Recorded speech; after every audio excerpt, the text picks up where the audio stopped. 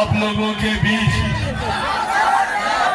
एक खास उद्देश्य से आया हूं, एक खास मकसद से आया हूं।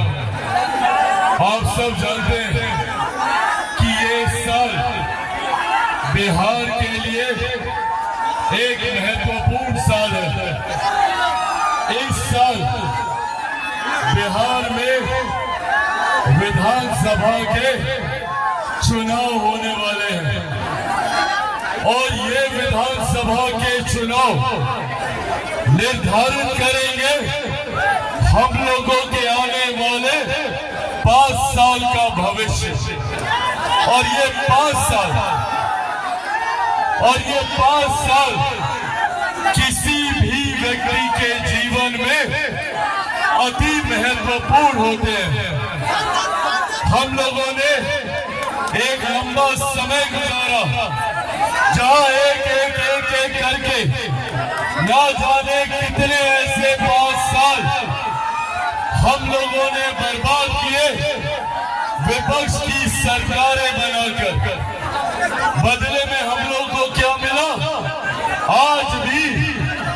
आज भी हमारा प्रदेश एक पिछड़ा प्रदेश कहलाता है। इस व्यवस्था को हमें बदलने की जरूरत है। मेरे प्रधानमंत्री आदरणीय नरेंद्र मोदी जी एक संकल्प के साथ निकले हैं कि सन 2047 तक भारत को एक विकसित देश बनाना है। मैं चाहता हूं कि जब 2047 में भारत विकसित देश बने तो भारत का सबसे विकसित राज्य बिहार होना चाहिए, बिहार ही होना चाहिए।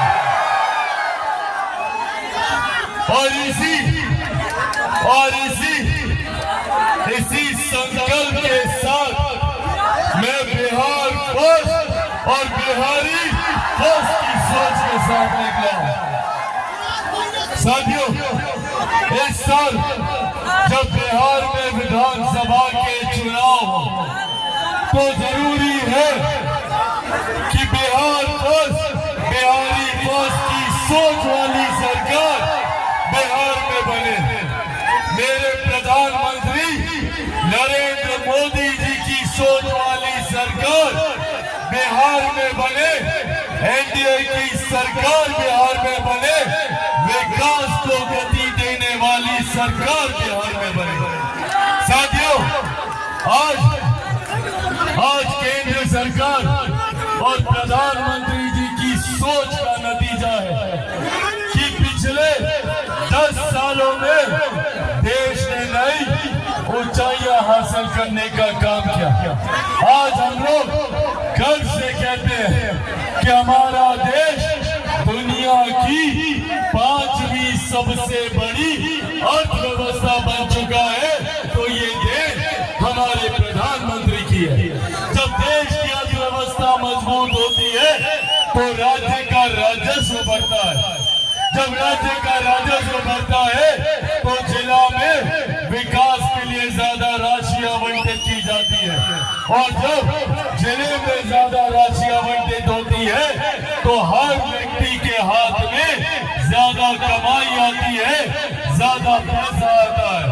अगले बार जब देश में चुनाव होंगे, लोकसभा के चुनाव होंगे, तो हमारी देश की अर्थव्यवस्था 5वें नंबर से बढ़कर 3रे नंबर पर आ जाएगी। हम लोग दुनिया की 3री सबसे बड़ी अर्थव्यवस्था बन गए। और ऐसे में साथियों, इस बढ़ती अर्थव्यवस्था का लाभ बिहार और बिहारियों को मिले, उसके लिए जरूरी है कि हमारे प्रदेश में डबल इंजन की सरकार इसी तरीके से बनी रहनी चाहिए। जरूरी है कि जिस तरीके से आज हमारे प्रधानमंत्री, प्रदेश में हमारे मुख्यमंत्री नीतीश कुमार जी, हमारा एनडीए का गठबंधन जिस तरीके से गांव और शहर के बीच की दूरी को कम तरीके से गांव-गांव में शौचालय बनाकर, घर-घर में सिलेंडर पहुंचवाकर हमारी सरकार प्रयास कर रही है कि कैसे महिलाओं के सम्मान की रक्षा की जाए, महिलाओं को कैसे आगे बढ़ाया जाए। उसी तरीके से आज से पहले अगर घर में कभी बीमारी आती थी तो हम लोगों को अपनी जमीन, महिलाओं को अपने जेवर गिरवी रखने पड़ते थे। पर आज प्रधानमंत्री और हमारी केंद्र सरकार की देन है कि अब भगवान न करे, पर अगर घर में कोई बीमारी आती है तो 5-5 लाख रुपए का मुफ्त इलाज आयुष्मान योजना के तहत किया जाता है। साथियों, एक एक करके कई ऐसी गरीब कल्याण योजनाओं का निर्माण और उसे धरातल पर उतारा जा रहा है, इस सोच के साथ कि कैसे हम अमीर और गरीब के बीच की दूरी को कम करें। आज मुझे गर्व होता है ये बताते हुए कि दुनिया की, देश की नहीं, दुनिया की सबसे बड़ी गरीब कल्याण की योजना हमारे देश भारत में चलाई जा रही है, जिसका श्रेय मैं मेरे नेता, मेरे पिता आदरणीय रामविलास पासवान जी को भी देता हूं। कोरोना के वक्त जब उनका खुद का स्वास्थ्य ठीक नहीं था, उस वक्त अपने स्वास्थ्य की चिंता न करते हुए मेरे नेता ने हर उस गरीब व्यक्ति की चिंता की जिसके पास खाने के लिए 2 वक्त की रोटी नहीं थी। उस वक्त मेरे नेता ने इस गरीब कल्याण योजना का निर्माण किया और प्रधानमंत्री जी से मिलकर इसको लागू कराया। और आज उन्हीं की देन है कि देश में प्रधानमंत्री गरीब जन कल्याण अन्न योजना के तहत आज भी मेरी सरकार की। साथियों, ये तमाम बातें आज आप लोगों के साथ इसलिए साझा कर रहा हूं ताकि आप सबको इस बात का विश्वास हो कि हमारी केंद्र की सरकार, ऐसे में चिराग पासवान भी सर पे कफन बांध के निकला है कि जब तक बिहार को विकसित राज्य नहीं बना दूंगा मैं भी चैन की सांस नहीं लूंगा। जब तक बिहार में बेहतर शिक्षा, बिहार में बेहतर स्वास्थ्य और बिहार के युवाओं को रोजगार के लिए, पढ़ाई के लिए बिहार छोड़कर न जाना पड़े, अपने राज्य में अपने साथ बिहार बस और बिहारी बस आगे बढ़ने का काम करें।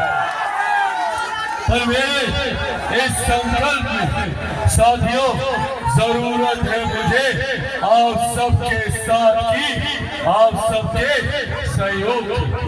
मैं चाहता हूं कि हम भावना हर एक व्यक्ति तक पहुंचाएंगे ना आप लोगों का हक अधिकार दिलाने के लिए जितना चिराग पासवान से बन पड़ेगा, अपने खून का एक कतरा आप लोगों के लिए निछावर करूंगा। ये वादा आप लोगों से करके जाता हूं। साथियों, पूर्व